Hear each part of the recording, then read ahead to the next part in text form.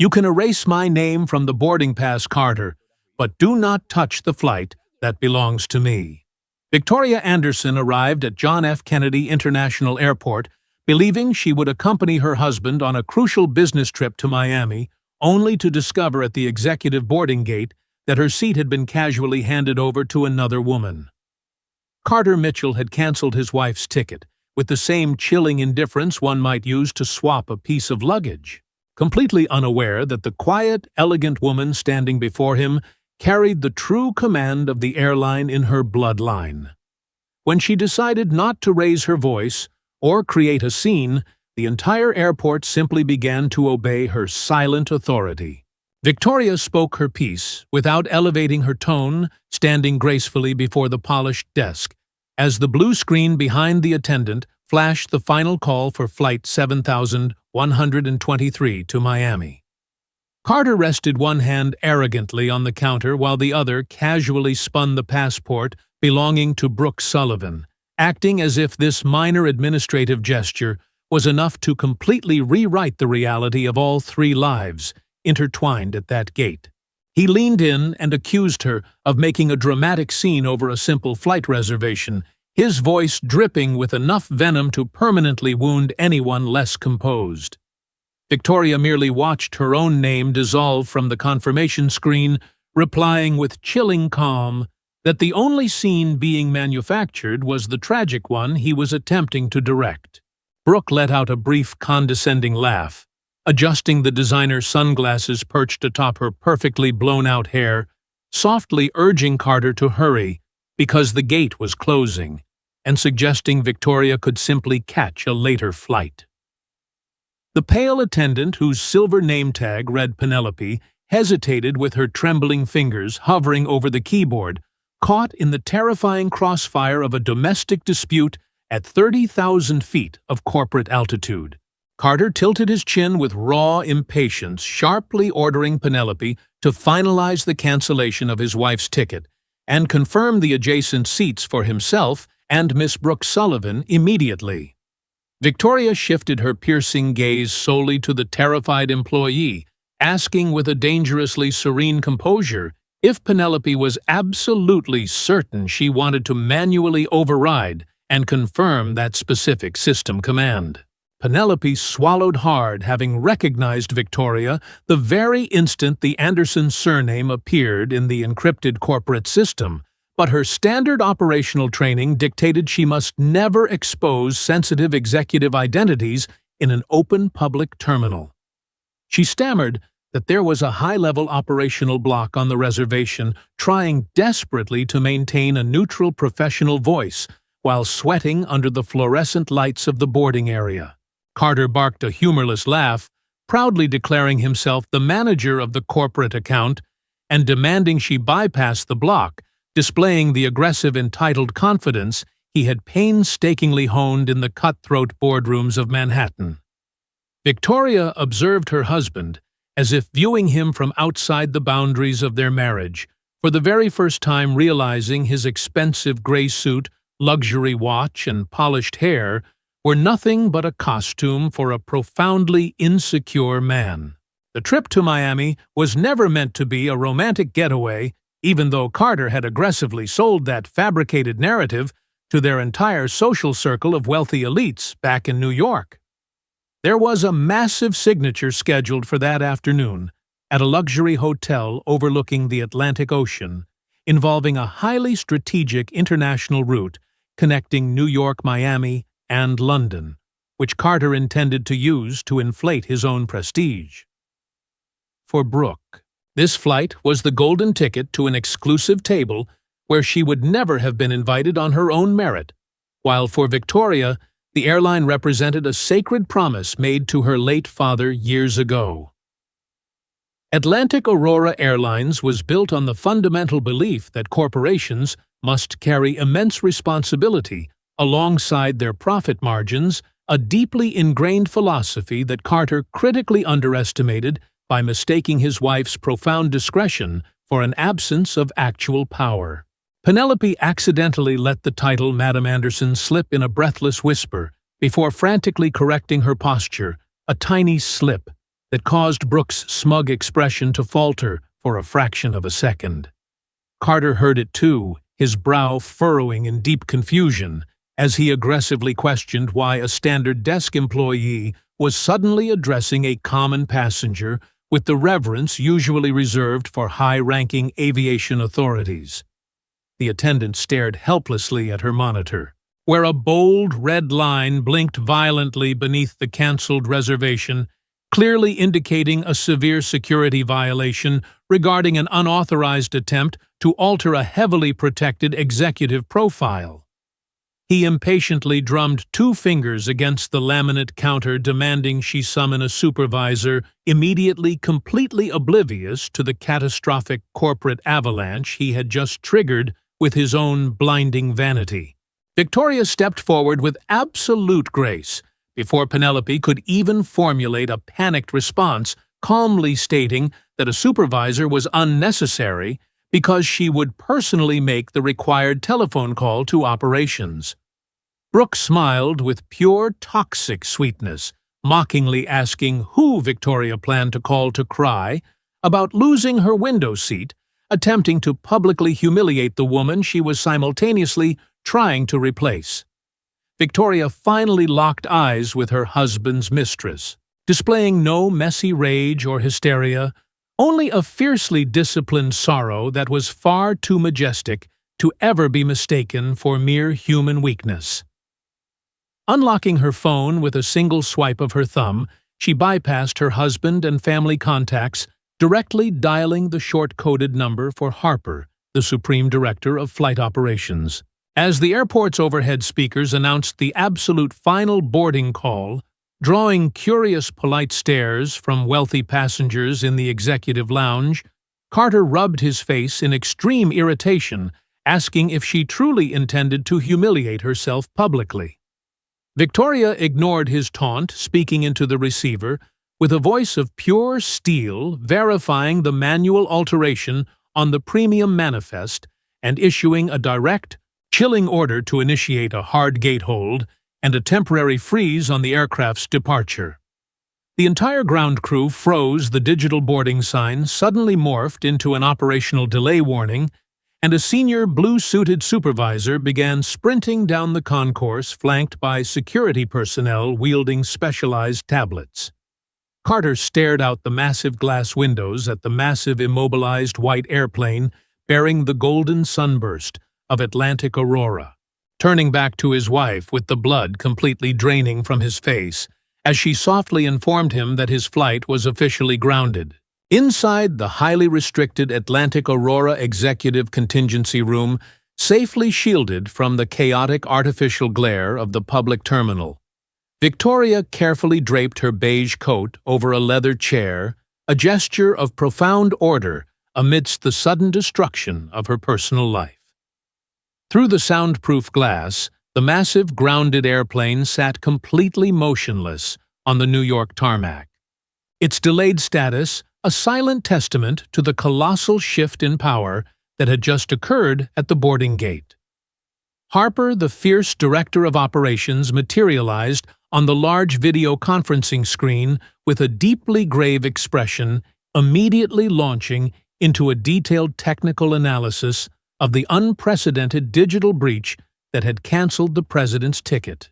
She revealed that the highly restricted access credential used to modify the booking was the exact same digital key that had covertly attempted and failed to scrape the premium passenger manifest late the previous evening.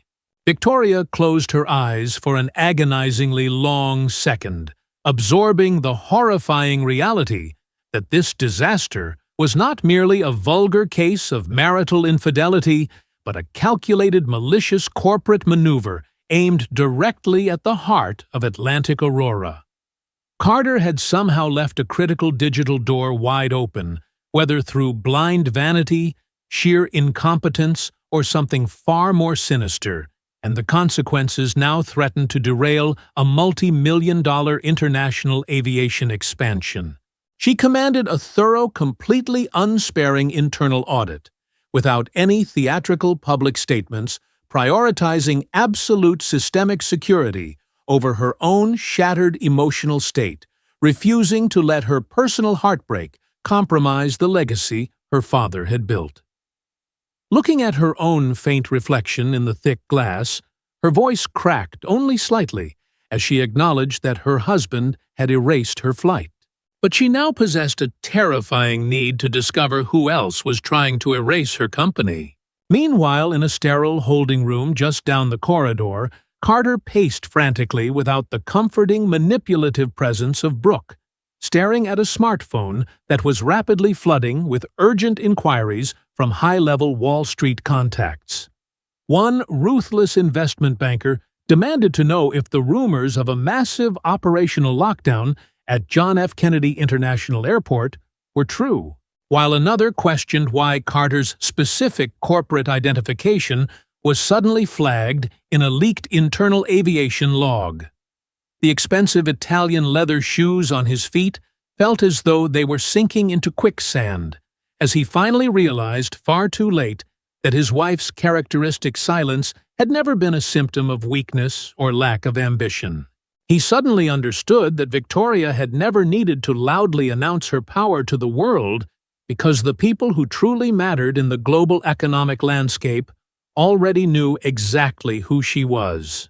Brooke sat isolated in a completely different sector of the security complex, her perfectly manicured fingers trembling violently as she rapidly typed and deleted messages, terrified not of losing Carter's affection, but of losing her fragile grip on high society access. The initial smartphone video, covertly recorded by an incredibly irritated business traveler in the lounge, had already begun circulating online before Carter even realized his arrogant airport confrontation had been fully documented.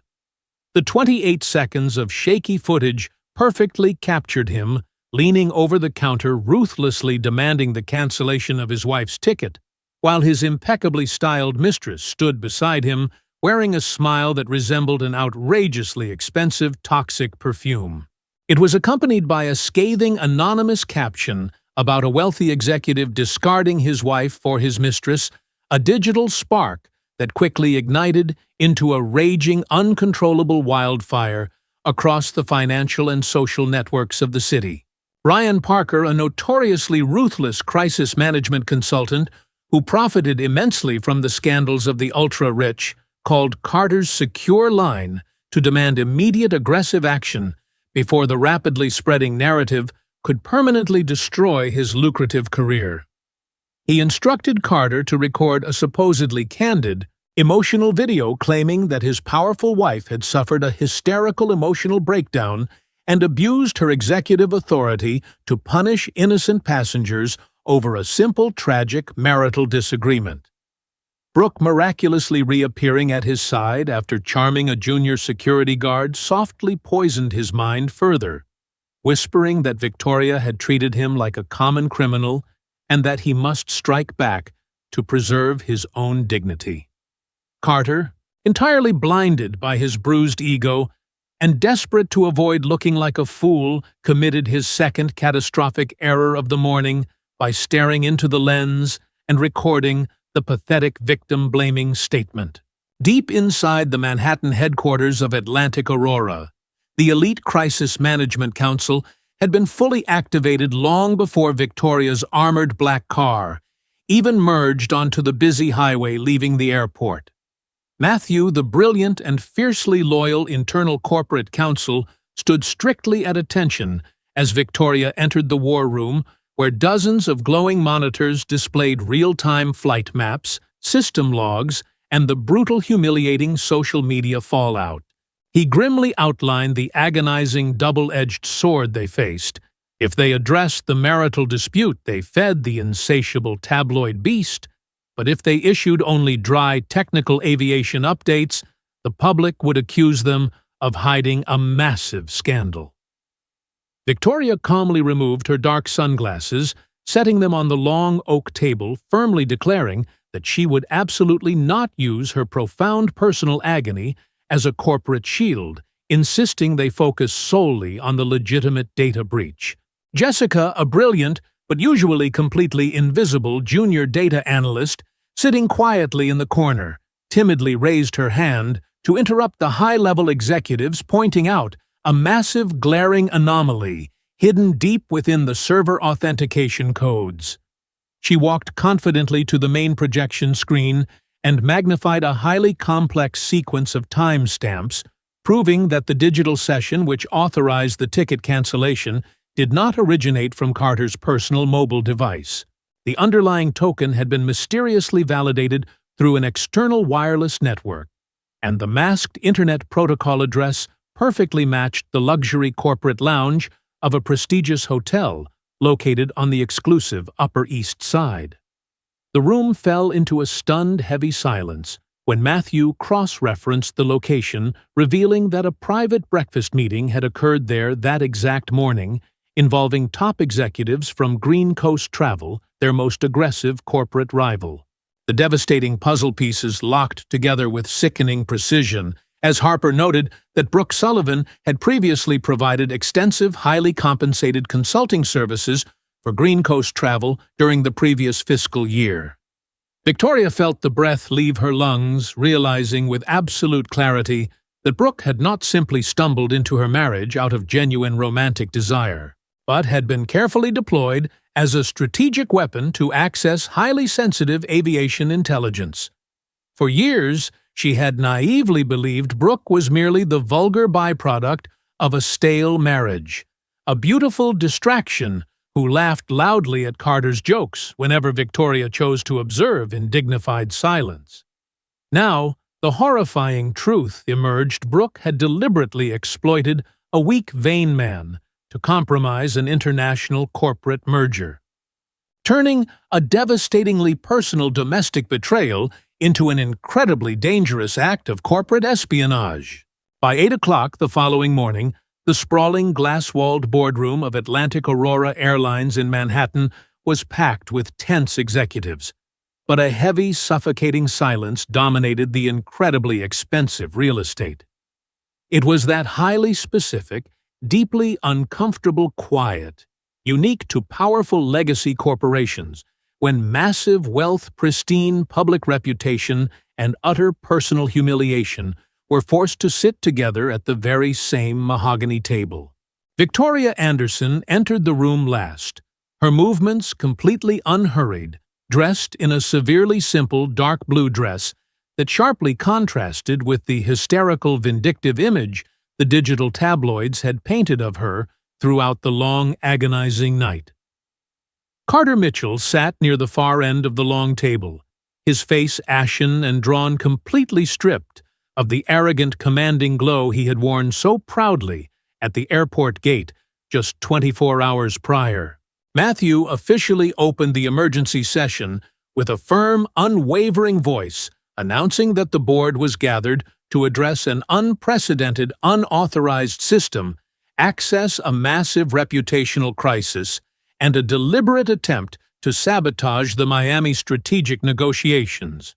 Arthur Reynolds, a fiercely wealthy logistics magnate and long-standing board member who had always resented Victoria's absolute authority, smiled without showing his teeth, smoothly suggesting that the entire world outside viewed this strictly as a messy, emotional divorce. Victoria locked her intense gaze directly onto him, her voice perfectly, even as she retorted that the outside world only repeated the manufactured lies that somebody inside that very room had paid exorbitantly to make seem true. The sharp, unyielding response instantly changed the atmospheric pressure in the boardroom, signaling to every executive present that the controlling owner was not going to cower behind tears or apologies for protecting her father's massive legacy. The relentless Harper projected the unarguable cold digital system logs onto the massive screen, displaying the exact timestamps, Internet Protocol origins, and the specific unauthorized queries made against the highly restricted premium passenger manifest.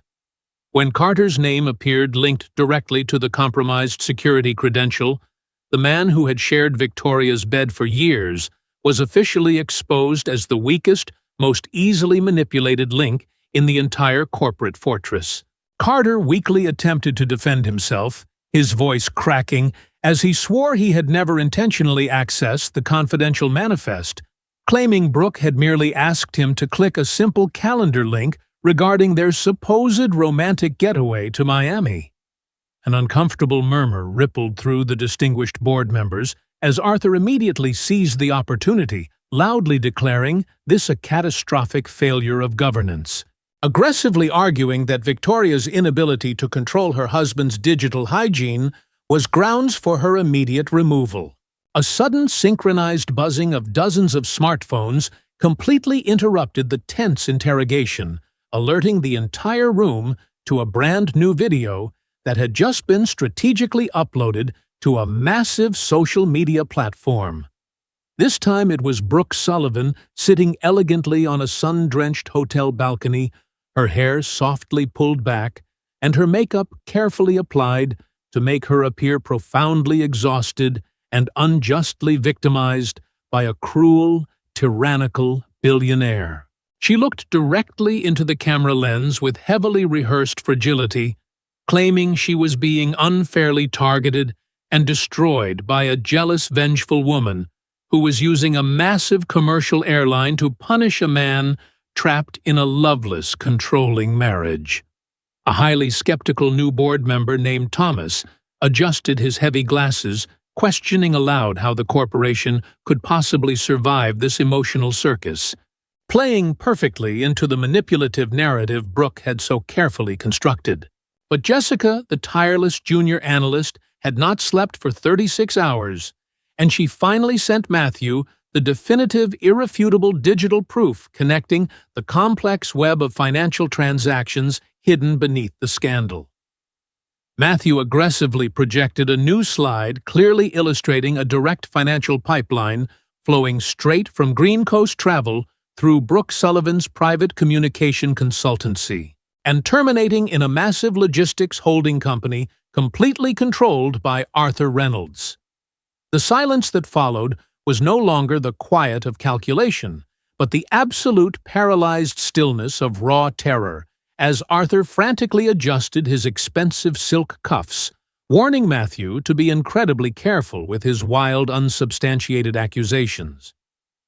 Victoria leaned slightly forward, her eyes blazing with an ancient, terrifying clarity, informing Arthur that she was not removing him over a mere conflict of interest, but because of the smug smile he wore just moments before Brooke's video went live.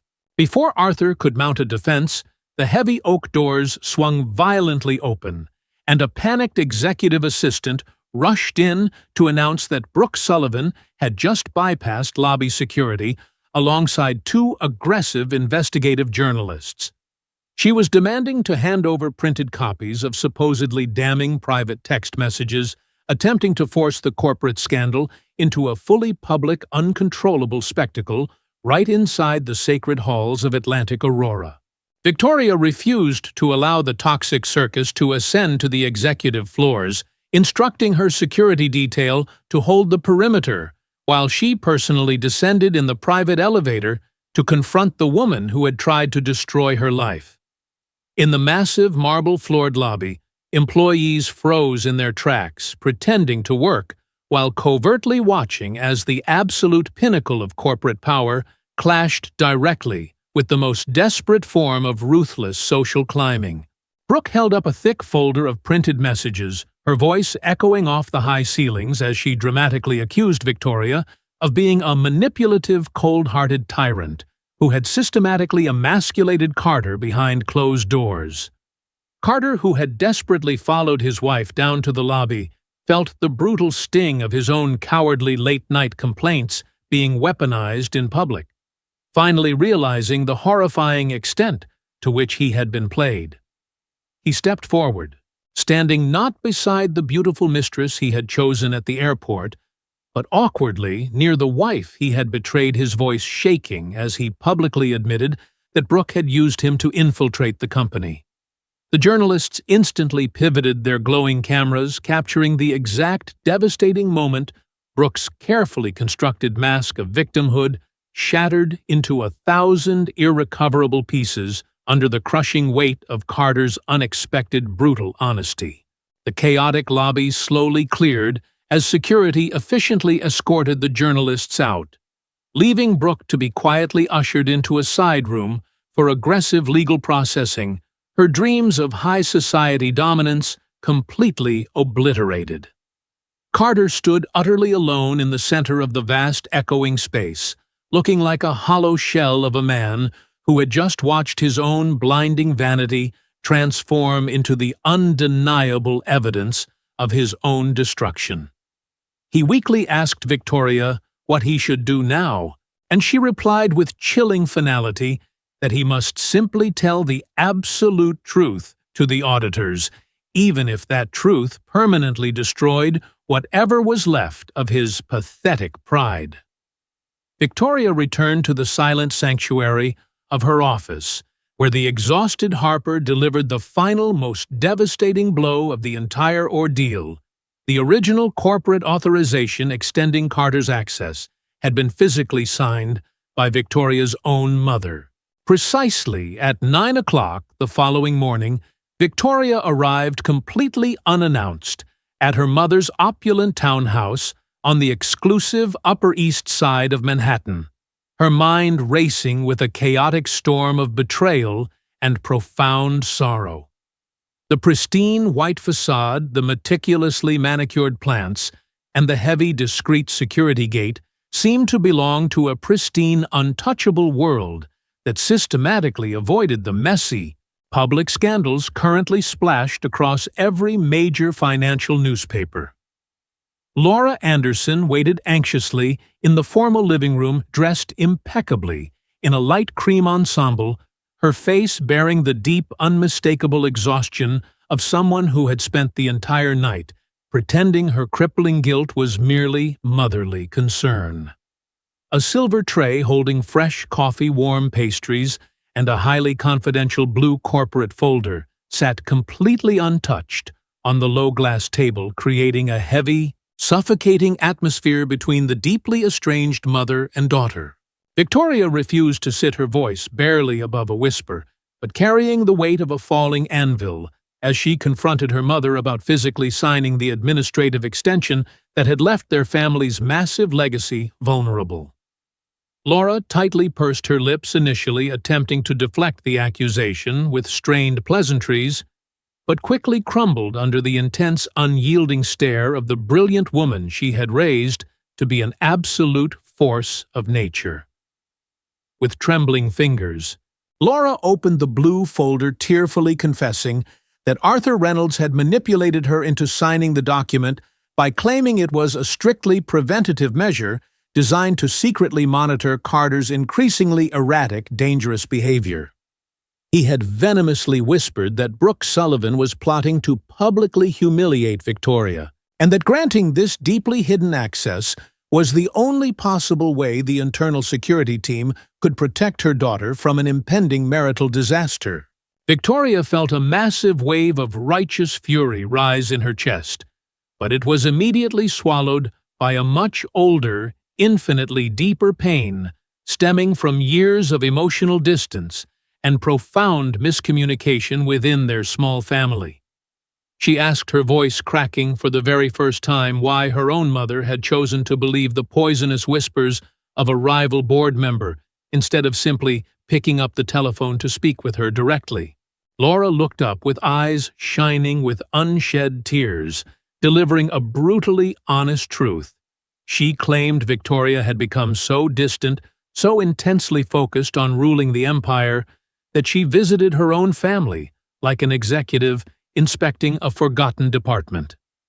The agonizing cruelty of that perfectly accurate statement forced Victoria to breathe deeply, realizing that her mother's catastrophic error was born not from malicious greed, but from a deeply misguided, desperate attempt to protect a daughter she no longer understood.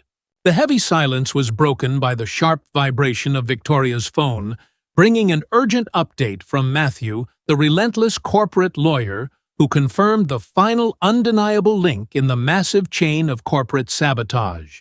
He explained that while Laura's naive signature had indeed provided the initial administrative cover, the actual technical redirection of the data had been executed by a rogue information technology director firmly planted within the company by Arthur Reynolds. For the first time in 3 exhausting days, Victoria felt the massive, jagged pieces of the truth finally lock into place, bringing absolutely no emotional relief, but an incredibly heavy, unyielding sense of absolute corporate responsibility. She instructed Matthew to immediately convene an extraordinary closed-door session of the highest executive council, demanding that Arthur Carter Brooke, and most painfully, her own mother, be brought into the room without any cameras or public spectacle.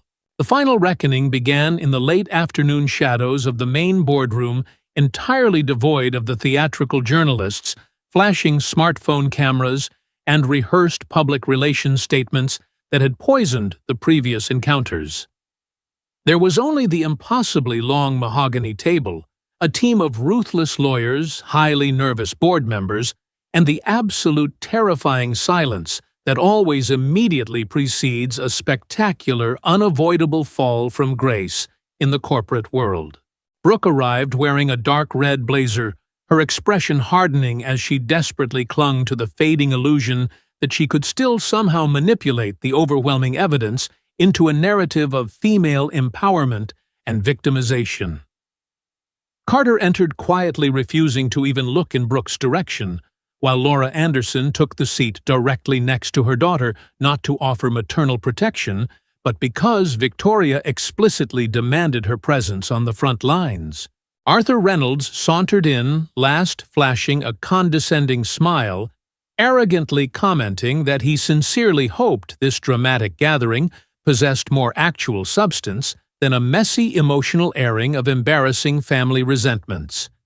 Victoria ignored his bait, gesturing for Harper to dim the overhead lights and project the irrefutable chronological timeline of the conspiracy, the manipulated signature, the technical rerouting, the manifest queries, and the pre-planned public relations assault. As each meticulously documented data point appeared on the glowing screen, Arthur's smug smile slowly deteriorated, especially when Matthew distributed printed copies of the exact emails connecting Arthur's logistics empire to Green Coast Travel's aggressive sabotage campaign.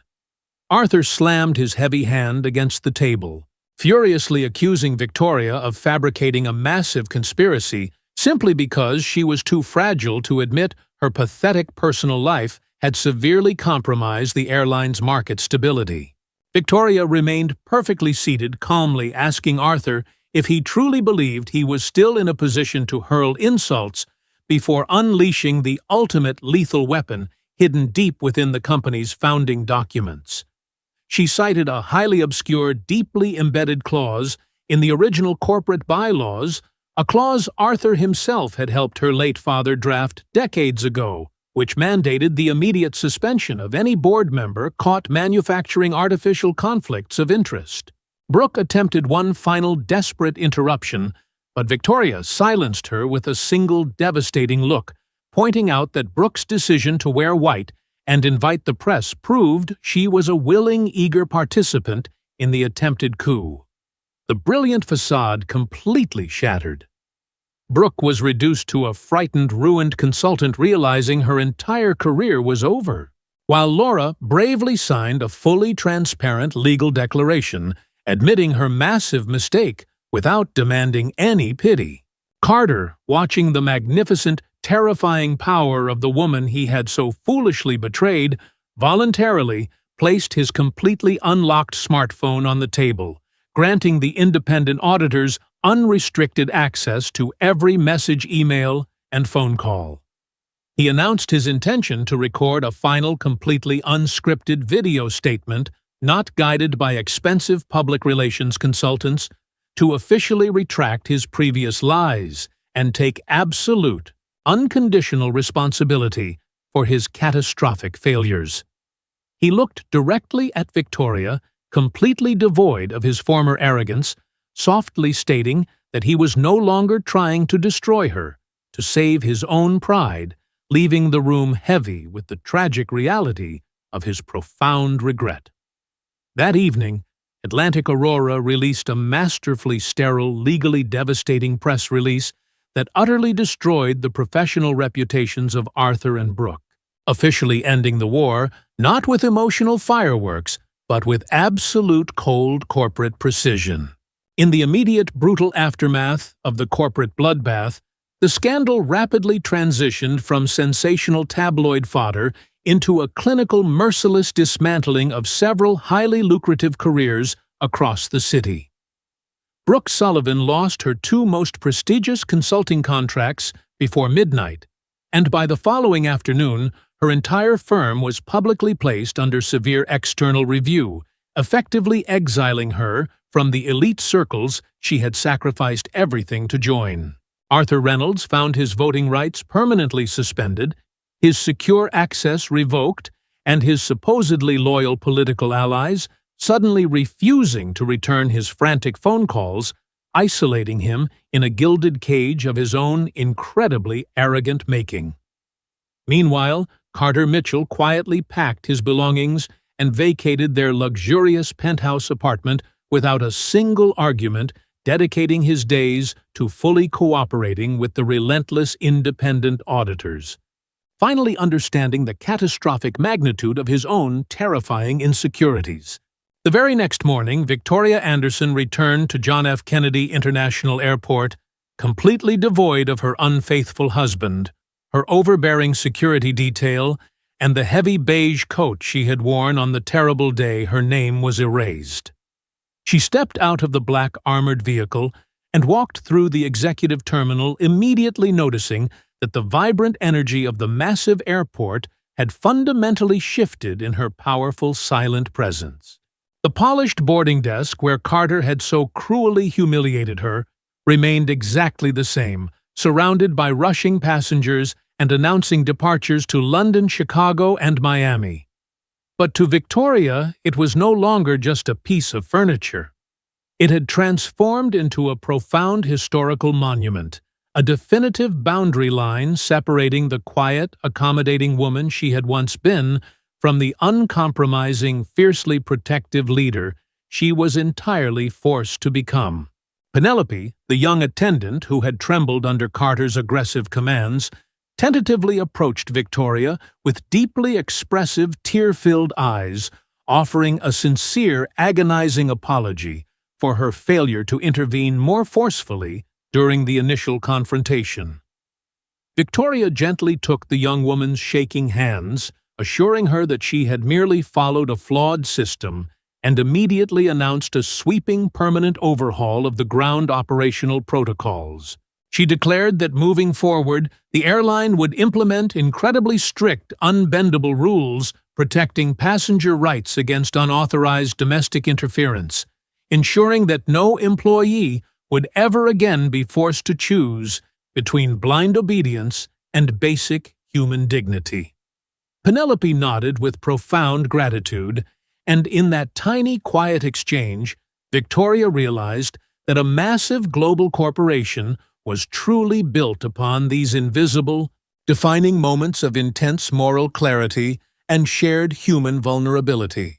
The highly anticipated press conference was strategically held in a glass-walled conference room directly overlooking the active runways, presenting a powerful visual metaphor of unstoppable forward momentum and absolute corporate stability. Matthew had desperately pushed for a lengthy, complex legal defense, while Harper demanded a dense presentation of technical data, but Victoria ignored them both, stepping to the podium with only a single small white index card. She delivered a devastatingly brief, perfectly calibrated statement, confirming the internal conflict of interest, the immediate removal of the responsible parties, and the absolute primacy of aviation security over any executive's bruised ego or personal domestic drama. When the room erupted into a chaotic storm of shouted questions regarding her impending divorce and Brooke's status, Victoria simply walked away, refusing to feed the insatiable machine, letting her profound silence serve as the ultimate unassailable answer. Later that evening, Victoria agreed to a brief, highly discreet meeting with Brooke at the corporate headquarters, not out of any lingering sense of pity or desire for revenge, but because certain dark chapters require a formal closing. Brooke arrived looking entirely stripped of her former theatrical glamour, bitterly accusing Victoria of possessing the immense privilege of a wealthy surname, claiming that ambitious women without immense resources were forced to fight dirty just to survive in a man's world. Victoria remained completely calm, effortlessly dismantling the pathetic excuse by pointing out that true ambition is fighting for a seat at the table, while absolute filth is hiding a knife under that very same table to backstab another woman. Brooke left the office carrying the massive, undeniable weight of her own permanent professional ruin, finally realizing that the incredible brilliance she possessed had been entirely wasted on tearing others down instead of building herself up. 2 days later, Laura Anderson arrived at Victoria's penthouse without calling ahead, carrying a worn, incredibly simple cardboard box filled with decades-old handwritten letters from Victoria's late father, preserved carefully since the very foundation of the airline. The sprawling, brightly illuminated skyline of Manhattan stretched out endlessly beyond the floor-to-ceiling windows, providing a breathtaking, silent backdrop as the two deeply wounded women finally sat down together without the heavy armor of corporate defense. Laura quietly confessed that she had kept the letters hidden out of a paralyzing fear of living in the past, admitting her profound failures in trying to shield Victoria from pain rather than trusting her immense strength. They did not share a miraculous, tearful embrace that instantly, magically erased the trauma, but they slowly began the agonizing, incredibly beautiful work of rebuilding their fractured relationship on a foundation of absolute, unvarnished honesty rather than suffocating protection. After a week, Carter asked Victoria for one final meeting at a quiet cafe, bringing signed divorce papers and admitting he had resented her strength because of his own insecurities. He made no excuses or requests for reconciliation, acknowledging that his apology could never undo the damage he caused. Victoria appreciated his honesty, but insisted that true healing required distance, explaining she could never return to someone who viewed her success as a threat. They parted respectfully, giving her the freedom to focus completely on leading the corporation. A month later, she traveled to Miami for a major expansion project, feeling lighter than ever. At the airport, she reunited with Penelope, whose promotion reflected the company's stronger commitment to fairness and accountability, and briefly encountered Carter, who was now teaching executives about reputational crises by using his own mistakes as a lesson. Before boarding, he quietly left an envelope proving he had anonymously donated his share of their luxury apartment to the airline's Employee Education and Emergency Relief Fund, seeking no praise or forgiveness. In Miami, Victoria successfully signed a landmark international route agreement, honoring both her father's legacy and her own hard-earned resilience. Later that evening, she opened Carter's envelope and found a short note thanking her for preventing the disastrous flight that could have destroyed everything, accepting it as the final closure of their relationship without regret. A simple interaction with the hotel concierge and the calming sound of the ocean reminded her that life continues beyond betrayal and manipulation. Raising a glass in silent celebration, she recognized that real strength comes from knowing one's worth, refusing to shrink for others' insecurities, and protecting personal dignity through firm boundaries.